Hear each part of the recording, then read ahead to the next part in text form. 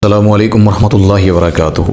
आज पाँचवा हमारा रोज़ा है और पाँचवा खुलासा कुरान, पाँचवा सिपारा जो है इंशाअल्लाह वो आपके सामने रखते हैं। वल मोहसनात, ये सिपारा जो है इसके अंदर सूरतुन निसा का अल्लाह ने बकिया हिस्सा जो है सूरत का, जो हमने पिछला पढ़ा था 15-20 आयात जो पहले पढ़ी पिछले सिपारे में, तो मैंने उसमें ये भी बतलाया था कि इसमें अल्लाह ने खानगी और घरेलू ज़िंदगी का तस्करा किया है। निसा कहते ही औरत को है, औरत का ताल्लुक़ घर से है, औरत का ताल्लुक़ बाज़ारों से, किसी बिज़नेस से रिलेटेड चीज़ों से नहीं है।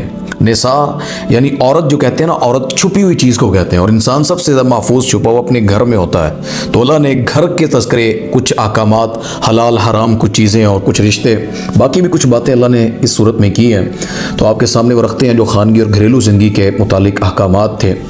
चौथे पारे के आखिर और पाँचवें पारे के शुरू में इस सिपारे के आप पढ़ेंगे तो अल्लाह ताला ने इसमें महरम ख़वातीन जो है ना उनका तस्करा किया कि वो कौन है। यानी दो ख़वातीन जो हैं जिनकी किस्में बनती हैं, एक अबदी महरम और एक आर्जी महरम। यानी एक ख़ातून है वो किसी के निकाह में है, वो बाकी दुनिया के लिए अब वो महरम है, कोई उससे निकाह नहीं कर सकता है। यानी वो किसी के निकाह में नहीं जा सकती जब तक वो किसी के निकाह में है। तो ये अल्लाह ताला ने यहाँ चीज़ें समझाई हैं। अल्लाह फरमाते हैं कि कभी भी किसी औरत से दो शरूत के साथ रहा जा सकता है। यानी एक मर्द किसी औरत के साथ दो शरूत के साथ रह सकता है। उसमें एक तो वो शरई तरीका निकाह का है, महज दोस्ती नहीं कि आप समझें कुलीग है, इकट्ठे किसी शहर में रहते हैं, यूनिवर्सिटी में पढ़ते हैं, या कोई और मामला, बिजनेस फील्ड है तो हम इकट्ठे रहते हैं, सफ़र करते हैं। अल्लाह ने इसकी इजाज़त नहीं दी है। और उसके बाद जो अगर निकाह की अल्लाह ने रास्ता और तरीका दिया ना, तो फरमाया वो निकाह करके हक महर देकर, इस 24 नंबर आयत तक अल्लाह फरमाते हैं कि सूरतुन निसा की 24 नंबर आयत फरमाया कि वो निकाह देकर, वो सारा महर देकर फिर वो उसके साथ वो रह सकती है। और दूसरा वो रिश्ता होता है जो अल्लाह ने ख़ानदानों के बनाए होते हैं, भतीजी भतीजे, इस तरह के मामला जो हैं अल्लाह उनका तस्करा कर रहे हैं इसके अंदर। इससे आगे अल्लाह ताला फरमाते हैं सूरतुन निसा की 25 और 27 नंबर आयत में कि अल्लाह ने निकाह के अहकाम देकर दरअसल तुम्हें पहले लोगों के तरीके पर चलाया है कि जिस तरह पहले लोगों में, पहली उम्मतों के अंदर ये निकाह का तरीका था, अल्लाह ने तुम्हें भी वही दिया है। इसमें कोई नया तरीका नहीं दिया कि शायद कोई नई चीज़ है और पहले ऐसे ही मिलाप हो जाते थे। लूत अलैहिस्सलाम की कौम जब लड़कों से जना करती थी, बदफेली करती थी, तो लूत अलैहिस्सलाम यही कहते थे, मेरी बेटियाँ मौजूद हैं, तुम इनसे निकाह कर लो, तुम क्यों इस तरह उस रास्ते की तरफ जाते हो जिसकी अल्लाह ने इजाज़त नहीं दी। तो निकाह उनके अंदर भी था, पहले नबियों के अल्लाह ने उम्मतों में भी निकाह रखा था। और अल्लाह फरमाते हैं तुम पर मेहरबानी करना चाहता है तुम्हारा रब, और तुम्हारे बोझ हल्के करना चाहता है अल्लाह, जबकि शहवत परस्त जो है वो तुम्हें गिराना चाहते हैं। अल्लाह तुम्हें निकाह का रास्ता देकर, सही ट्रैक देकर सही ज़िंदगी देना चाहते हैं। लेकिन जब शहवत परस्त, यानी ये हमारे मुआशरे में भी जो गंदे गंदे तबकात बन चुके हैं, जना और फहाशी के, लड़के लड़कियों के मिलाप करवाने वाले, अल्लाह कहते हैं ये शहवत परस्त हैं। इंसान का नफ्स उसे मार देता है गुनाह के रास्ते पर, और सही पकीज़ा निकाह का रिश्ता इंसान को ज़िंदगी देता है, दिली सुकून देता है। लितस्कुनू कुरान में जो आता है ना कि सुकून हासिल करना, वो निकाह का रास्ता है।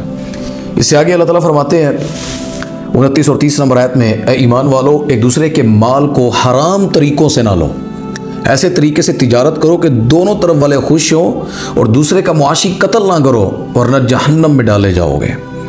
यहाँ दो बातें समझने वाली हैं। एक तो हराम तरीके से, बातिल तरीके से धोखा देकर, जिस तरह हमारे मुआशरे में अजीब से कांटे हैं तोलने वाले आजकल, और पैमाने अजीब हैं, आम बंदा समझ ही नहीं पाता है। पैकिंग और होती है, अंदर चीज़ें और होती हैं। हराम तरीके से लोग माल कमा रहे हैं, या दोस्ती अकेले बिजनेस करते हैं या इकट्ठा करते हैं, तो हर चीज़ में धोखा देने की कोशिश करते हैं, लेने में, देने में, बिजनेस करने में।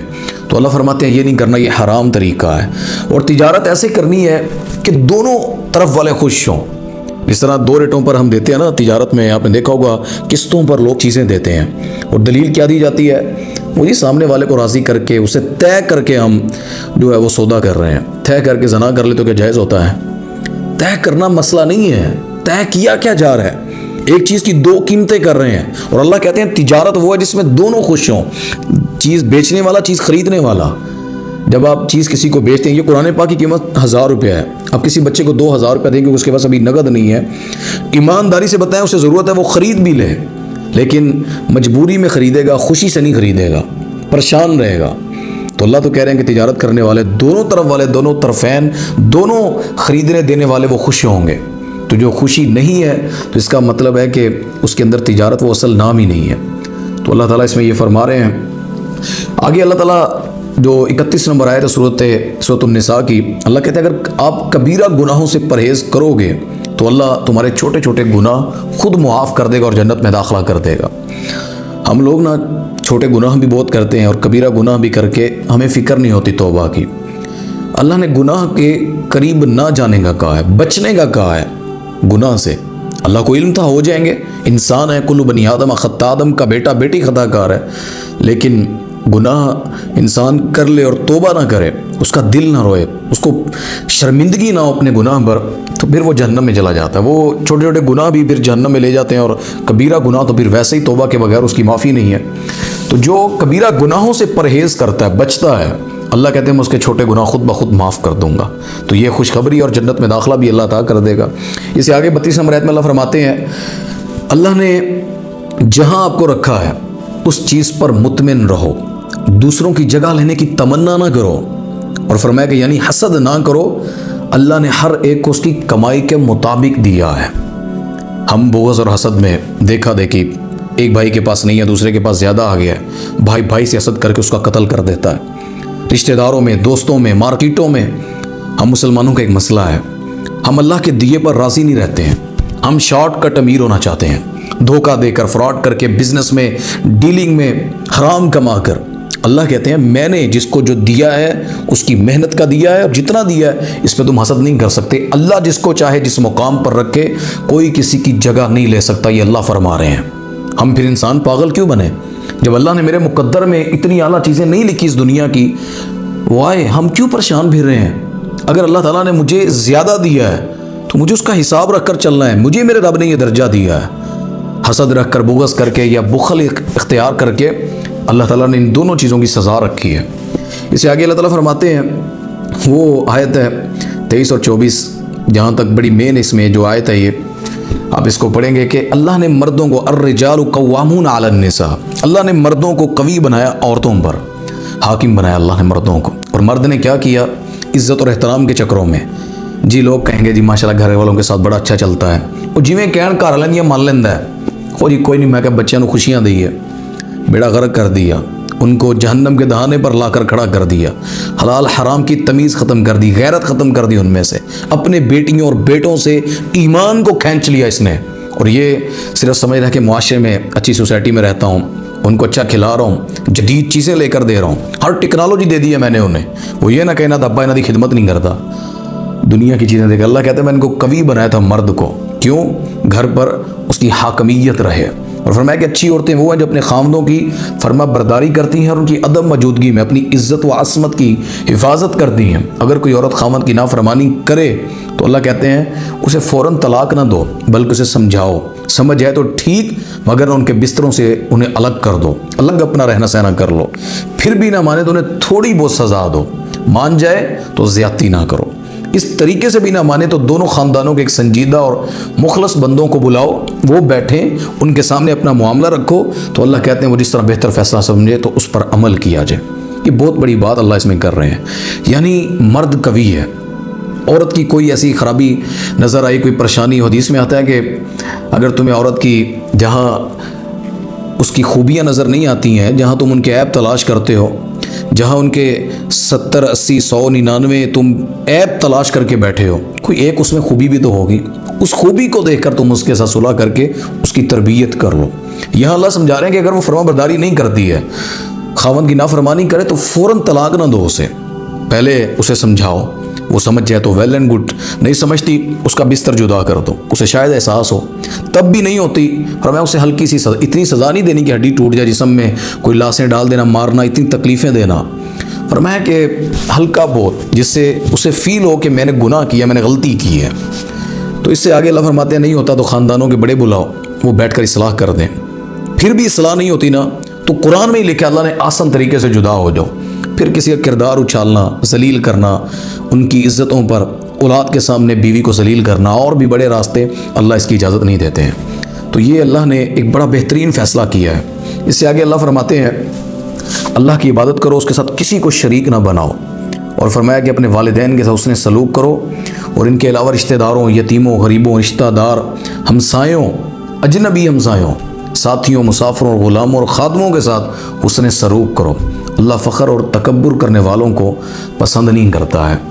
यानी ये जो अल्लाह ने नाम लिया ना, फ़ख्र और तकब्बुर, यानी फ़ख्र और तकब्बुर जब इंसान में आता है ना, फिर अल्लाह इंसान को देखता है कि वो इन रिश्तों की हया नहीं करता, ख़ादमों की, ग़ुलामों की, मुसाफिरों की, साथियों की, हमसायों की, गरीबों की, यतीमों की, किसी से उसने सलूक नहीं करता, अपने वालिदैन के साथ भी नहीं करता।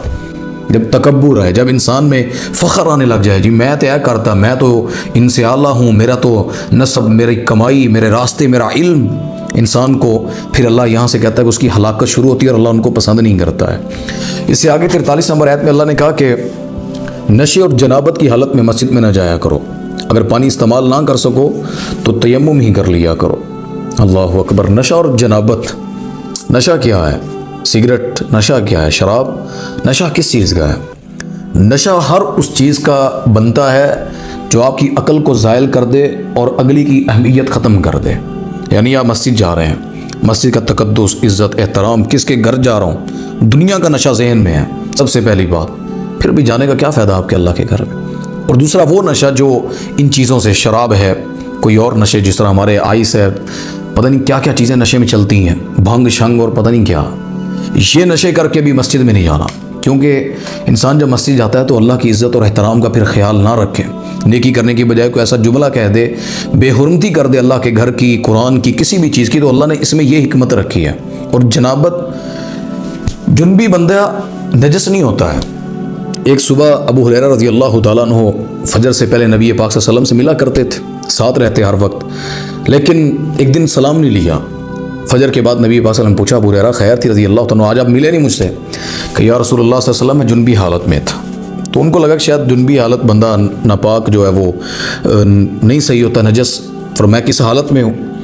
तो अल्लाह के नबी सल्लल्लाहु अलैहि वसल्लम फरमाया कि अल्लाह के बंदे, इंसान के हाथ में नजासत नहीं होती, और जो नजस है वो मुशरिक होता है, मोमिन नजस नहीं होता है। नापाकी की हालत ज़रूर है, लेकिन उससे ये नहीं कि आप सलाम नहीं ले सकते या खाना नहीं खा सकते, आप खा पी सकते हैं, लेकिन मस्जिद में जाने से अल्लाह ने मना फरमाया है। तो फरमाया कि अगर पानी इस्तेमाल ना कर सको, पानी मौजूद नहीं है या सर्दी इतनी ज़्यादा है कि इंसान को अपने मरने का, वो बीमार है या कोई और हालत है, तो फरमाया कि अपनी जानों पर जुल्म ना करो, तुम तयम्मुम कर लो। अल्लाह ने इस उम्मत को जो एक तोहफ़ा दिया था ना, जो किसी और उम्मत को नहीं दिया, उसमें एक तयम्मुम है कि अल्लाह ताला ने कहा पानी अवेलेबल नहीं तो ये तयम्मुम कर लें।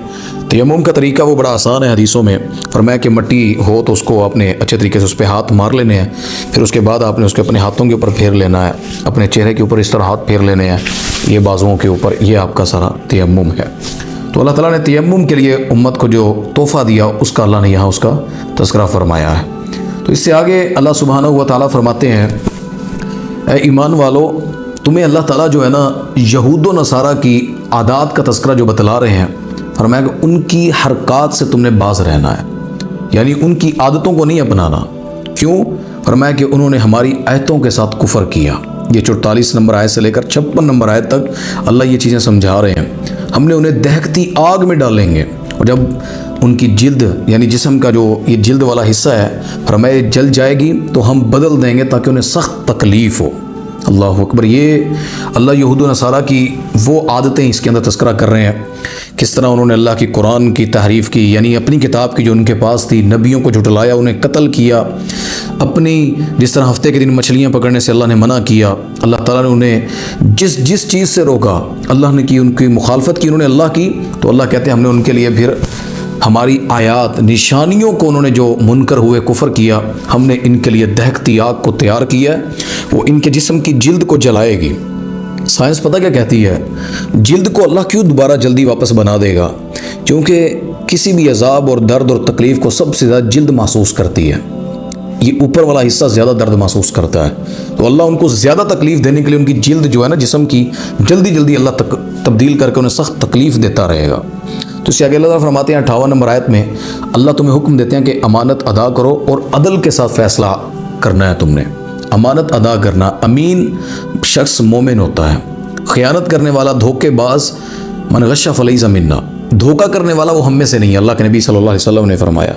और अदल करने वाला, अल्लाह अकबर, क़यामत के दिन आला नूर के मिंबरों पर, आला ऊंची जगहों पर जन्नत में अल्लाह अदल करने वालों को बिठाएगा। वो घर का अदल हो, दुकान का हो, मुल्क का हो, रियासत का हो, अदल करने वाला। इससे आगे अल्लाह ताला 59 नंबर आयत में फरमाता है, ईमान वालो अल्लाह की अताअत करो, रसूल की अताअत करो, अपने हुक्मरानों की बात मानो। अगर उनसे किसी बात पर इख्तलाफ हो जाए तो उसे अल्लाह और रसूल की तालीमात की तरफ लौटा दो। इसमें 2-3 चीज़ें जो अताअत और बात मानने का अल्लाह ने कहा। सबसे पहली बात है अल्लाह की अताअत करना, अल्लाह से बढ़कर कोई नहीं है। उसके बाद रसूलुल्लाह सल्लल्लाहु अलैहि वसल्लम की अताअत है। फिर अपने हुक्मरानों की बात मानो। हुक्मरान काफिर है ना, लेकिन वो आपका हाकिम है, गैर शरी ना हो, लेकिन जो मुल्क के हदूद है उसकी पासदारी करना, उस निज़ाम की, उन चीज़ों की जिससे आप कुफ्र में दाखिल ना हो, उस कानून को मानना आप पर वाजिब है। ये अल्लाह ताला यहाँ समझा रहे हैं। तो जो हुक्मरान है वो इंसाफ पर, दीन पर अगर फैसले नहीं करता वो जवाबदेह है। लेकिन तुमने ऐसे कानून, यानी कि उसने नमाज़ पढ़ने की तुम्हें इजाज़त नहीं दी, बाज़ जगहों पर इतनी सख्ती की हुई उसने उस इलाके में, वो जवाब दे अल्लाह को। लेकिन आप अगर उस जगह पर उसकी बात को मानते हैं, यानी उस रूल्स को फॉलो करते हैं, लेकिन दिल में पसंद भी नहीं करते, तो इस पर आपकी अल्लाह ने पकड़ नहीं रखी है। तो अगर कोई ऐसा मसला होता भी है कि आप समझते हैं कि यार इसका मसला मैं इस्लाम पर परखूँ, तो अल्लाह यही हुक्म दे रहे हैं कि तुम अल्लाह और अल्लाह के रसूल की तालीमात की तरफ आओ, यानी वो तुम्हें सबसे बेहतरीन रास्ता देंगे कि तुम्हारा हाकिम किस जगह पर खड़ा है। हमारे मुल्क में तो रोडें देखकर फैसला किया जाता है हाकिम कैसा है, बिजली उसने पूरी की है कि नहीं की है, नौकरियां बांट रहा है कि नहीं बांट रहा है। लेकिन हाकिम वो होता है जो अल्लाह और अल्लाह के रसूल की बात को माने। तो इससे आगे अल्लाह ताला फरमाते हैं सूरह निसा की 64 और 65 नंबर आयत, फरमाया कि रसूल को भेजा इसलिए जाता है कि उनकी अताअत की जाए। तो तुम उस वक्त तक मोमिन नहीं बन सकते जब तक तुम मोहम्मद सल्लल्लाहु अलैहि वसल्लम को अपने झगड़ों में जज नहीं मान लेते और आपके फैसलों पर सर तस्लीम खम नहीं करते। रसूल को किस लिए भेजा अल्लाह ने?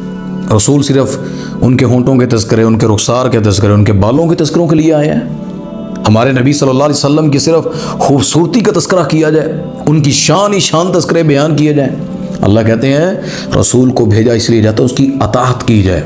ये अलग वस्फ है उनके कि वो खूबसूरत हैं, क्या ज़िंदगी है, क्या उनके सब्र हैं, क्या इस्तकामत है, क्या ईमान है उन नबियों का। लेकिन असल बात है उनकी अताअत की जाएगी। और फरमाया तुम उस वक्त मोमिन ही नहीं बन सकते जब तक अपने फ़ैसलों में मोहम्मद सल्लल्लाहु अलैहि वसल्लम को जज नहीं मान लेते। बड़े लोग ऐसे हैं वो हमारे मुआशरे में अपने नफ्सियात को, यानी अपनी ख्वाहिशात को जज बना लेते हैं, खुदा बना लेते हैं। वो उन्हीं के पीछे चलते हैं। नबी जो कहता रहे, इस्लाम जो कहता रहे वो नहीं मानते। अल्लाह कहते हैं फरमाया कि जब तक तुम ऐसा नहीं करते उनके फ़ैसलों पर, यानी अल्लाह के नबी सल्लल्लाहु अलैहि वसल्लम ने फरमाया कि नमाज जो नहीं पढ़ता, बच्चा है घर का, उससे खाना पीना अपना अलग कर लो। नमाज फ़र्ज़ ही नहीं पढ़ता, उसके साथ खाना पीना नहीं, उसका बिस्तर भी जुदा कर दो। आप नहीं मानते इस फैसले को, आप उस बच्चे को अपने घर में रख कर उससे इस तरह की सख्ती नहीं करते। आपने अल्लाह के नबी सल्लल्लाहु अलैहि वसल्लम की मुखालफत की है। अल्लाह के नबी सल्लल्लाहु अलैहि वसल्लम ने फरमाया कि काफिरों से दोस्तियाँ नहीं करनी। कुरान कहता है तुम करते हो, तुमने अपने फ़ैसले नबी के ख़िलाफ़ कर लिए हैं। तो अल्लाह के नबी सल्लल्लाहु अलैहि वसल्लम हमारे लिए एक सिर्फ सीरत सुनाने के लिए नहीं, अमल की शख्सियत है।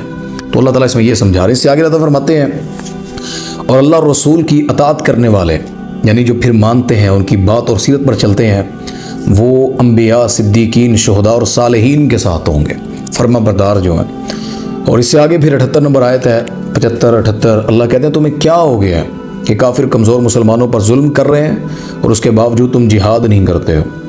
अल्लाहु अकबर। ये इतनी बड़ी बात है कि अगर अल्लाह हमसे पूछे ना क़यामत के दिन, वमा लकुम ला तुकातिलूना फ़ी सबीलिल्लाह, तुमने क्यों अल्लाह के रास्ते में क़िताल नहीं किया, उन औरतों के लिए, उन बच्चों के लिए, मर्दों के लिए जो चीख रहे थे, चिल्ला रहे थे अल्लाह ये हम पर जुल्म कर रहे हैं, हमारे घरों से हमें निकालते हैं। फ़लस्तीन, गज़ा इसकी सबसे बड़ी मिसाल है। अल्लाह हमारी पकड़ ना करे, अगर कर ली ना, अल्लाह ने पूछ लिया हमसे, अल्लाह ने, हम हलाक हो जाएंगे। हमारा हक उन्होंने अदा किया है, हमारी भी मस्जिद अक्सा है, लेकिन हमने कोई कुर्बानी क्या की है, जानी माली क्या करते हैं हम? 5-10 हज़ार देकर समझते हैं गज़ा का हक अदा कर दिया। आप क्या समझते हैं कि उनके खून की कीमत ये आपके राशन हो सकते हैं, उनके बच्चे, उनकी कुर्बानियाँ? तो अल्लाह इसका सवाल करेंगे क़यामत के दिन। फरमाया कि क्या हो गया तुम्हें, तुम कमज़ोर मुसलमानों के लिए जिन पर जुल्म हो रहा है, तुम क्यों जिहाद नहीं करते? और फरमाया कि साथ ही जो अगली आयतें हैं, अल्लाह कहते हैं कि ये मौत से न डरो, अगर तुम महफूज किलों में भी छुप जाओगे ना, वो मौत तुम्हें वहाँ पर भी शिकार कर लेगी। यानी जिहाद नहीं करते हो, मौत से भागते हो कि मर न जाए, मौत तो तुम्हें बंद किलों में भी आ जाएगी।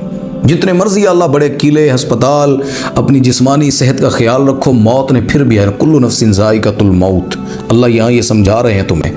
इससे आगे अल्लाह फरमाते हैं जो शख्स किसी दूसरे की यानी जायज़ कामों में सिफारिश करता है उसे भी नेकी मिलती है, अगर बुरे कामों में सिफारिशी बनता है तो उसका वबाल भी उस पर है। सिफारिश करना, सिफारिश उस काम में नहीं की जा सकती, यानी आपके किसी अजीज़ ने गलत काम किया, आप उसका सिफारशी बनकर चले जाएं, ये तल्लक वाला रिश्तेदार है। जिस तरह वो एक औरत ने चोरी की थी तो उसामा को उन्होंने भेजा कि जाकर आप नबी से सिफारिश करें, तो आका ने क्या कहा था, और मैं कि यहाँ पर फातिमा बिनते मोहम्मद सल्लल्लाहु अलैहि वसल्लम भी होती, मैं उसके हाथों को काट देता। यानी सिफारिश वहाँ पर कबूल नहीं होगी जहाँ पर आपको नज़र आ रहा है कि वो जालिम शख्स है जिसने जुल्म किया और उसके जुल्म के लिए आप सिफारिश करने आए। नेकी में कर सकते हैं, यानी एक शख्स को आपने देखा है कि उसकी कोई मजदूरी सही नहीं दे रहा, अब जाकर दूसरे से कहते हैं यार वो मेहनती शख्स है यार, उसका हक अदा कर। आप देखते हैं कि किसी का कोई काम नहीं हो रहा, किसी के घर का कोई मसला है, तो अच्छे कामों में आप सिफारिश कर सकते हैं। बुरे कामों की सिफारिश करेंगे तो उसकी सज़ा मिलेगी आपको। इससे आगे फरमाते हैं कि अगर किसी इलाके के हालात इस्लाम पर अमल करने में रुकावट है तो वहाँ से हिजरत कर जाओ उस जगह से। अगर अमल भी नहीं करते और हिजरत भी नहीं करते तो ठिकाना जहन्नम है।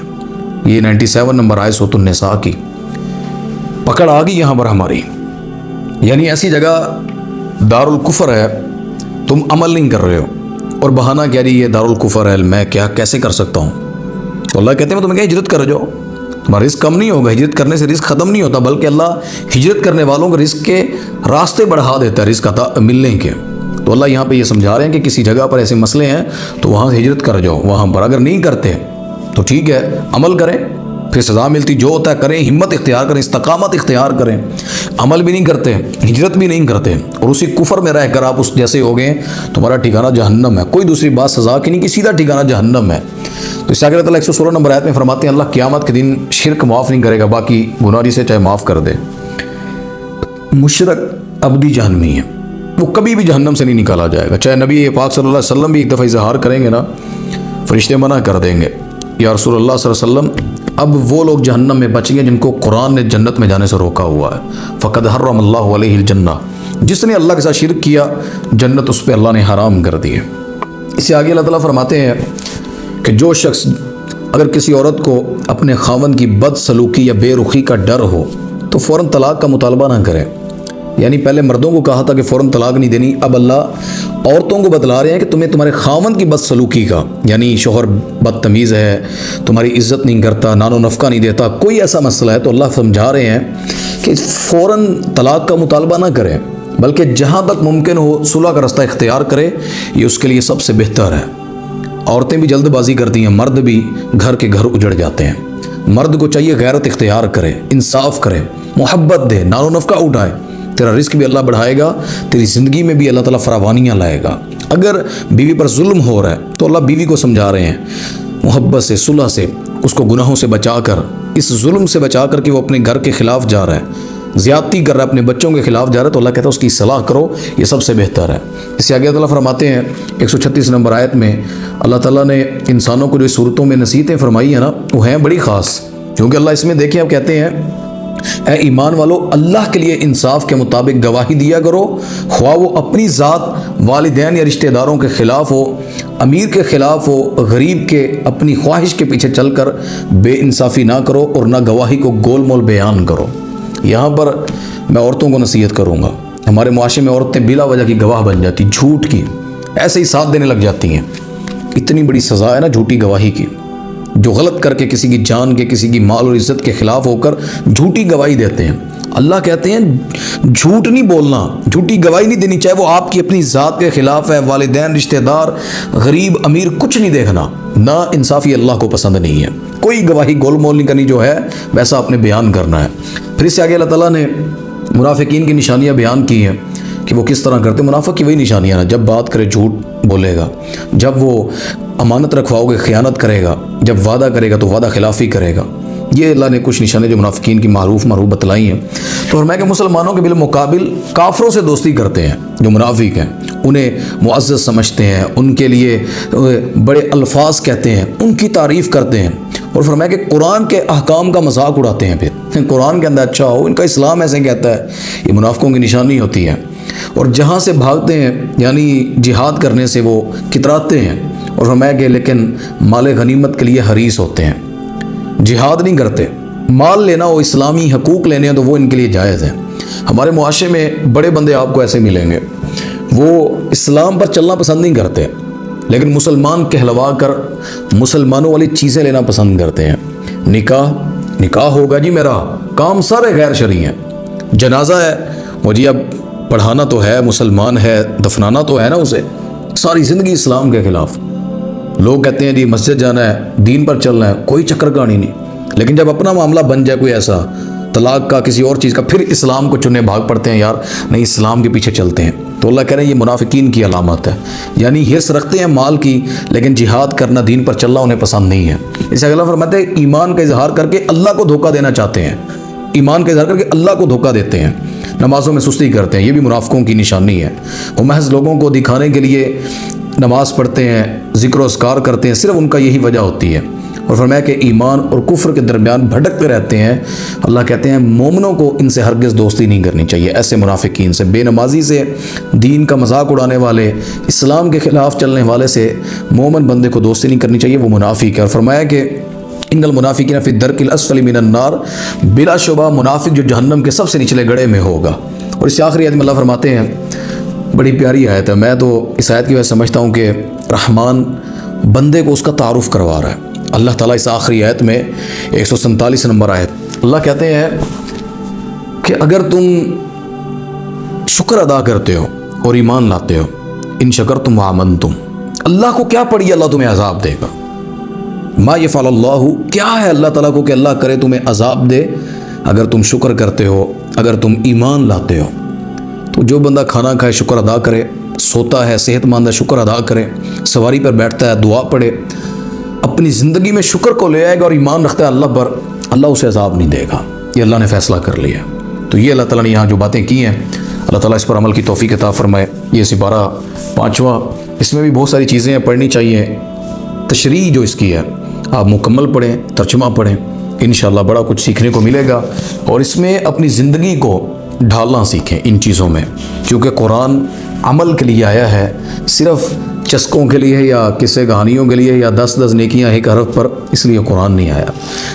अमल करें, फिर हरफ के सवाब भी मिलेंगे, फिर कुरान की वाक़यात ज़िंदगियाँ भी प्यारी लगेंगी। अगर ना ये महज किताब है, खोलेंगे गुलाब चढ़ाएं, बंद कर दें, चूम लें, फ़कत इसलिए रह जाएगा। अल्लाह में अमल की तौफीक अता फरमाए। व आखिर दावाना अल्हम्दुलिल्लाहि रब्बिल आलमीन।